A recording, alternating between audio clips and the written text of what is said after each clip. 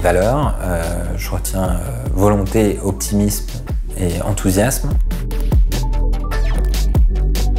BPI France, c'est une société privée à capitaux publics qui soutient les entreprises françaises via des subventions, des prêts, des investissements à hauteur de plusieurs centaines de milliards d'euros.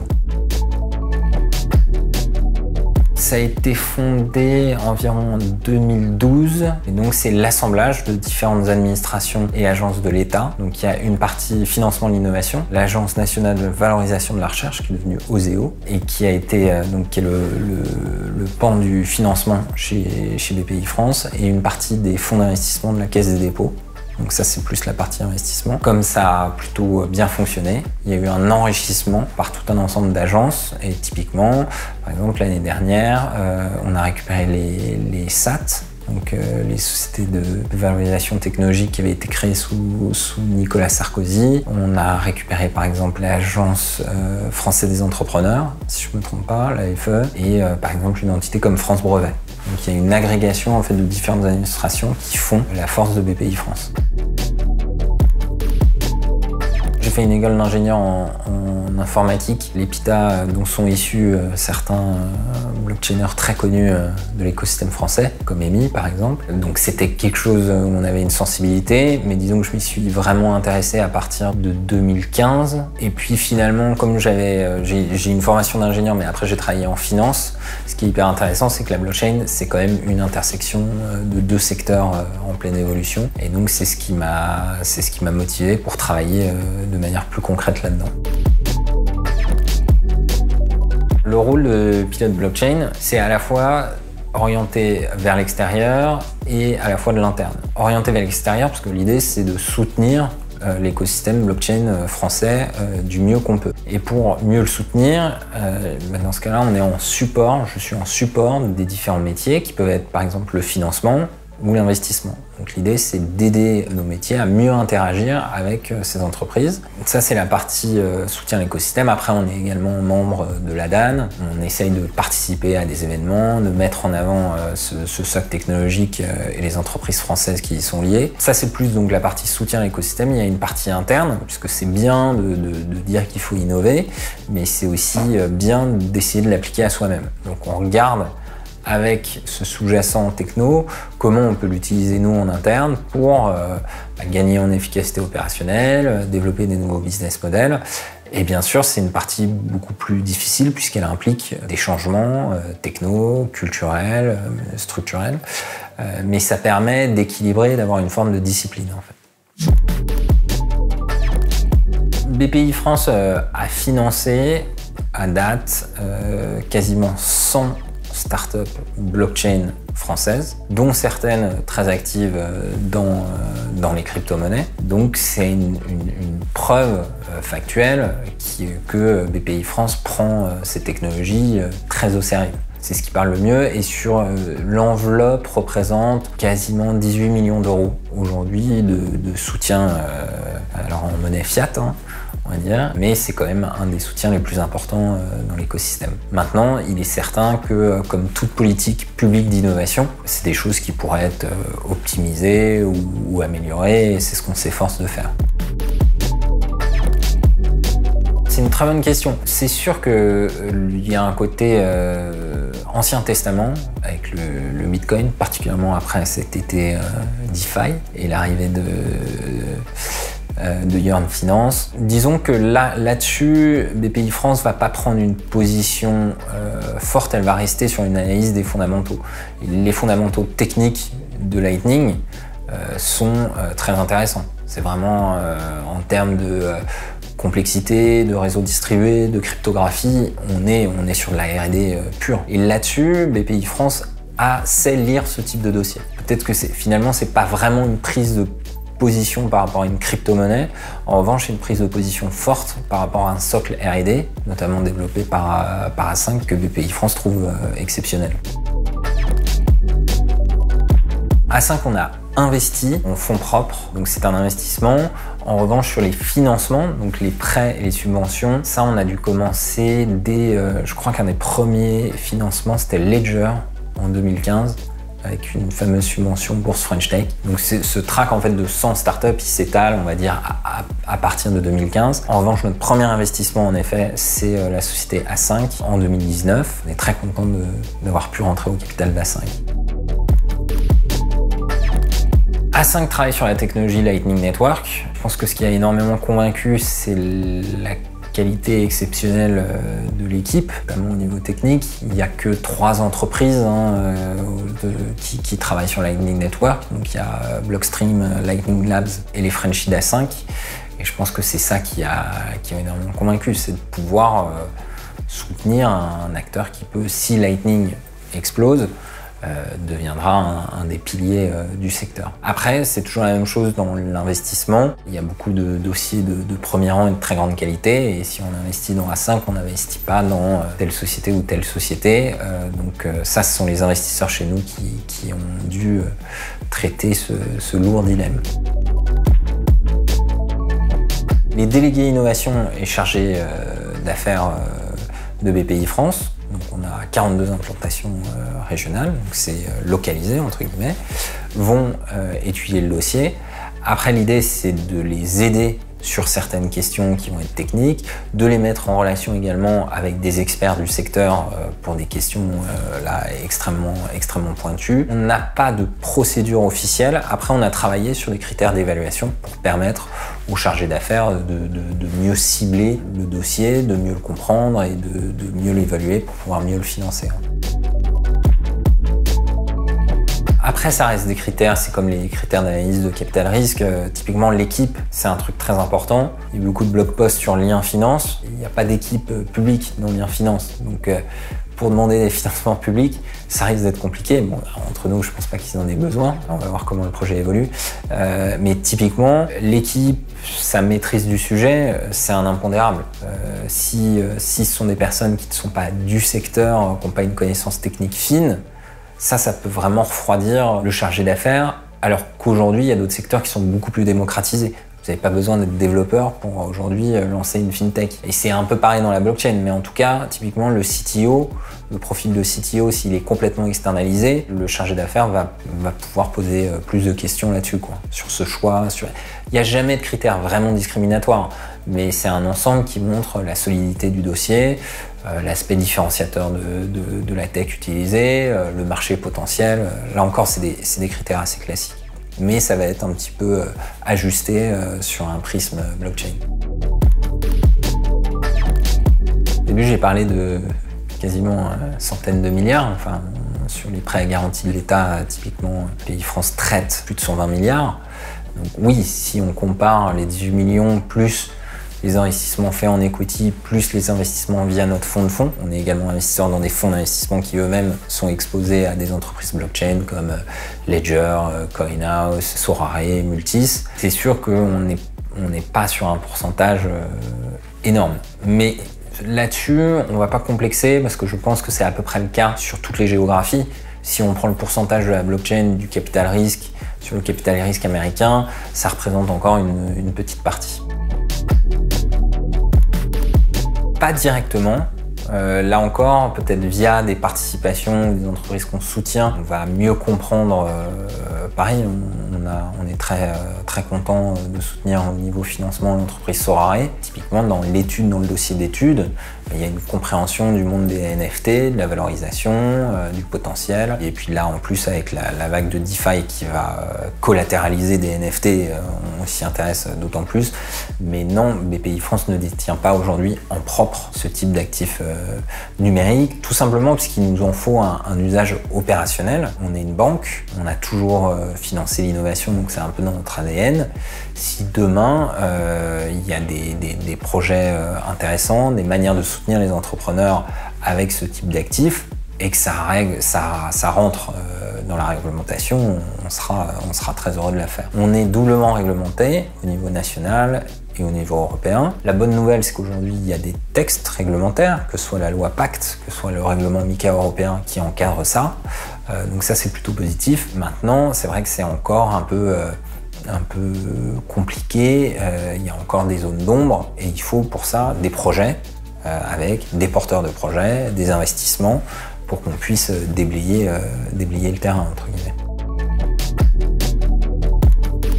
Il y a eu pas mal de groupes de travail, notamment en 2017, qui ont été faits, notamment un sur les ICO, et qui a beaucoup réfléchi à cette fameuse tokenisation de l'économie. Et ça, là-dessus, c'est pas du tout un secret de dire que BPI France a une vision de la tokenisation de l'économie, de sa digitalisation, et du coup de la digitalisation du titre, de la part de fonds propres, et du coup une tokenisation.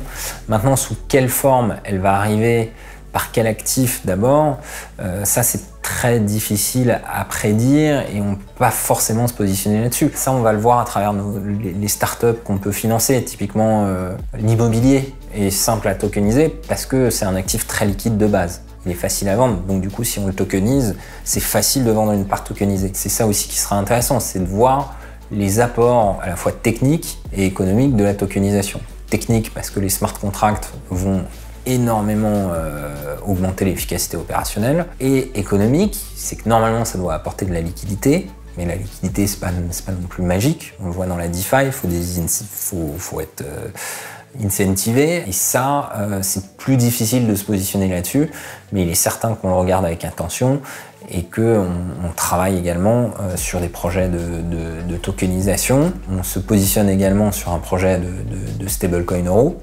On aimerait bien l'émergence d'un stablecoin euro valable juridiquement, parce que typiquement sans stablecoin euro, sans monnaie fiat inscrite dans une blockchain, tout projet de tokenisation perd de son intérêt.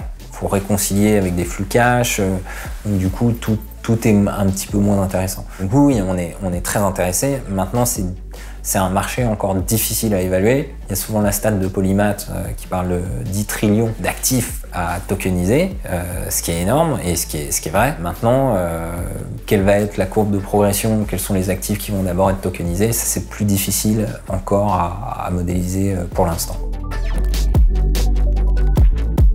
Pour l'instant, l'évaluation des dossiers, de toute façon, elle reste au cas par cas. On a eu un peu le cas sur des ICO de comment on comptabilise l'ICO. Est-ce que c'est du fonds propre, du quasi-fonds propre? Parce qu'on a des règles européennes de financement à respecter. Typiquement, on ne va jamais financer plus que les fonds propres d'une entité. Donc ça peut rentrer en compte justement dans l'évaluation d'un dossier. Maintenant, aujourd'hui, il n'y a pas de règles préétablies. Il faudrait qu'on travaille un modèle de risque ad hoc pour pouvoir faire ça. Mais c'est certain que plus les actifs numériques vont être collatéralisés, plus ça va influencer sur l'économie réelle. Je pense que l'économie classique peut tout simplement financer des projets intéressants en euros, directement, avec une politique de risque, justement, ad hoc, qui sera sûrement conservatrice au début. Et puis on va évaluer justement sur une prise en compte plus importante dans les ratios de ces actifs numériques pour peut-être arriver à la fin sur soit même s'exposer à du prêt en actifs numériques ou accepter des collatéraux qui aujourd'hui ne sont pas acceptés tels quels. C'est intéressant parce que notre DG adjoint qui gère toute la partie risque et finance chez nous, dont je salue l'expertise financière et la connaissance des nouvelles technologies, notre directeur du digital avait cette réflexion, notamment aujourd'hui sur les politiques monétaires et les outils des banques centraux sur ces politiques monétaires, qui sont des choses, ce qui est très intéressant aussi, c'est que le public s'y intéresse depuis assez peu finalement. Pendant des dizaines d'années, peut-être nos parents n'avaient pas vraiment d'intérêt, ça tournait, ne savaient pas vraiment comment les systèmes monétaires, les politiques monétaires marchaient. Aujourd'hui, on est quand même beaucoup mieux éduqués sur le sujet. On comprend vite que le fameux money printing et ses dérivés, comme les programmes de rachat TLTRO, ont sûrement des limites. Aujourd'hui, ça fonctionne, ça permet à la France d'emprunter plusieurs centaines de milliards sur les marchés, de pouvoir assumer des plans de relance, des politiques sociales. Maintenant, il y a bien un moment où on se pose des questions sur les limites de système. Et ça, typiquement, une entité comme BPI France et tout le comité exécutif de BPI France est conscient de ça.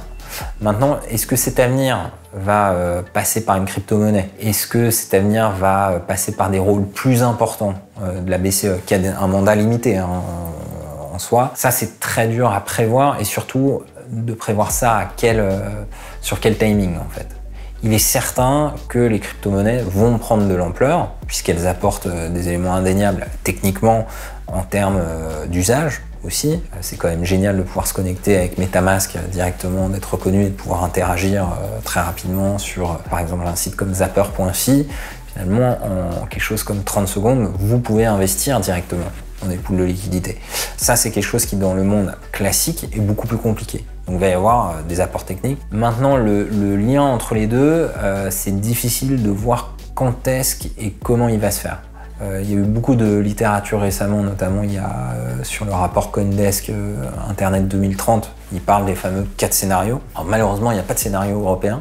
Donc on aimerait bien qu'il y en ait un quand même. Mais c'est très difficile, je pense que c'est très difficile à modéliser. En revanche, on a bien en tête ces scénarios possibles et on essaye de travailler sur justement quel serait le rôle d'un scénario européen ou comment ne pas être dépassé technologiquement, soit par une monnaie digitale de banque centrale américaine ou chinoise, par on va dire un coin commercial type Libra, ou justement par des crypto-monnaies qui vont prendre une partie très importante des flux économiques. C'est un fantastique outil. Alors après, il est difficile de lire vraiment entre les lignes, d'avoir les intentions claires de la Chine. On voit 2 avantages. Le premier avantage, c'est un contrôle complet de la politique monétaire, puisque chaque yuan qui rentrera dans l'économie chinoise, finalement, on pourra le tracer et puis exploiter des données sur son utilisation. Donc c'est quand même un contrôle. Aujourd'hui, entre les masses monétaires M0, M1 et M2, il y a de la perte d'informations. Et c'est pour ça que les politiques monétaires sont un peu dures à ajuster. Là, avec ce type d'outils, on pourra avoir une politique monétaire vraiment ajustée au détriment de la vie privée des personnes. C'est comme ça. Donc il y a cet aspect-là qui peut être très intéressant. Et il y a également un aspect extérieur, justement, de mieux contrôler les flux à l'extérieur. La Chine a énormément de partenariats internationaux, notamment en Afrique, de financement. Donc c'est des politiques de financement de l'export. Et ça, typiquement, aujourd'hui, avoir un service où le flux financier serait payé en yuan digital permettrait déjà d'avoir une bonne vision des flux à l'extérieur et d'être un outil un peu de promotion à l'export de l'économie chinoise. Donc les deux sont intéressants. Il y a à la fois le contrôle interne et également une influence mondiale, sachant que la Chine est elle très motivée par la dédollarisation de l'économie. Aujourd'hui, l'économie, il faut le constater, est plutôt libellée en dollars et l'extraterritorialité des lois américaines, et notamment avec les lois contre le financement du terrorisme et les embargos, posent des difficultés, notamment aux banques européennes. Si vous avez une transaction en dollars qui a potentiellement financé du terrorisme sous embargo, c'est une contrainte pour vous. Et typiquement, les Chinois pourraient utiliser cette monnaie digitale de banque centrale pour être sur des flux uniquement en yuan et se débarrasser de cette dépendance au dollar. Après, c'est encore en cours d'étude. Nous-mêmes, on est à la recherche d'informations là-dessus. Ce qu'on peut constater et des retours qu'on a eu également des startups qu'on soutient, c'est qu'autant il y a 2-3 ans, l'écosystème chinois était très ouvert, typiquement pour proposer de travailler sur des projets pour des grands groupes, autant aujourd'hui, il a plutôt tendance à être, pas à se refermer, mais à être mobilisé pour les projets nationaux. Donc on sent très bien qu'il y a un intérêt fort de l'État chinois pour mobiliser les acteurs blockchain sur ses propres projets, plutôt que d'avoir une vision d'expansion internationale, ce qui peut être le cas sur le cloud. La France, si on reprend un peu des chiffres macro, grosso modo, on peut considérer qu'il y a 6000 projets blockchain dans le monde. Il y en a à peu près 250-300 en France, dont, on va dire, grosso modo, 200 portés par des startups. Le reste, c'est plutôt des consortiums. C'est pas une stat ridicule. La France, en Europe, enfin, si on inclut la Suisse, on va être 3e ex-aequo, voire 4e. C'est plutôt d'abord Londres, l'Angleterre, la Suisse, l'Allemagne, plus ou moins à égalité avec la France. Donc oui, ça reste un marché tout à fait honorable. C'est pas le plus gros. Maintenant, si on prend l'Europe, là, il y a peut-être plus de potentiel à avoir une vraie place blockchain digne de ce nom, pour avoir une relation avec des pôles comme les US et la Chine et pouvoir travailler avec eux. Il y en a plein, mais ce que j'apprécie particulièrement chez The Coin Tribune, c'est que vous allez vraiment creuser sur l'information, titiller un peu dans les infos pour qu'on ait une information un peu plus précise. C'est vrai qu'il y a beaucoup de redites dans les médias crypto, il y a beaucoup de retranscriptions de news, et c'est génial d'avoir un média qui creuse les sujets.